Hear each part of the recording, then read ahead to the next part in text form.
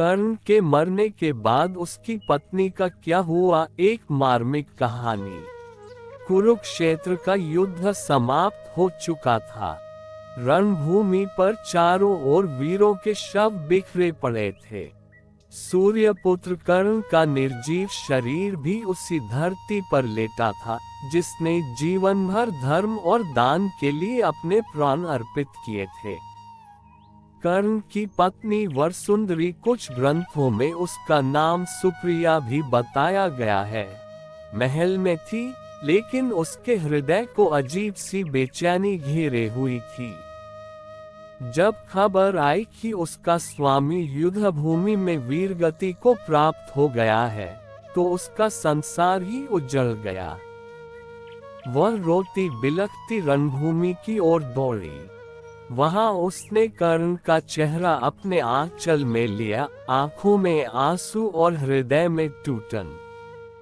उसके साथ कर्ण के छोटे छोटे पुत्र भी थे, जो अपने पिता का चेहरा आखिरी बार देख रहे थे।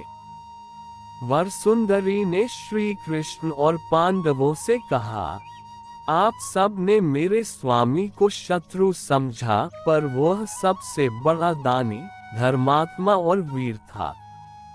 आप लोग नहीं जानते उन्होंने कितनी बार आपके प्राण भी बचाए।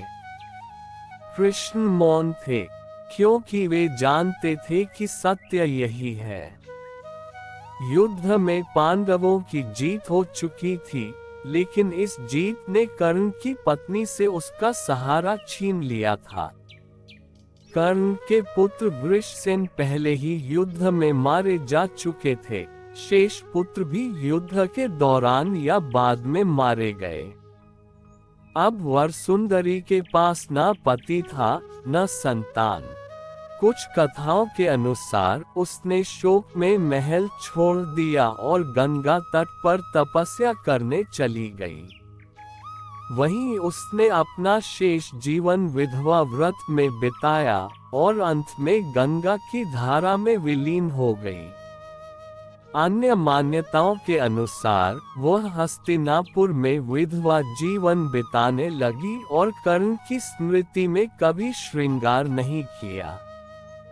कर्ण की मृत्यु ने न केवल उसकी पत्नी का संसार उजाड़ा, बल्कि पांडवों के मन में भी गहरी पीड़ा छोड़ दी, क्योंकि युद्ध के बाद उन्हें पता चला कि वह उनका ही सबसे बड़ा भाई था। इस तरह कर्ण के साथ उसकी पत्नी का भी जीवन जैसे थम सा गया। बस अंतर ये था कि कर्ण रणभूमि में सो गया और उसकी पत्नी जीते जी विधवा होकर मरती रही।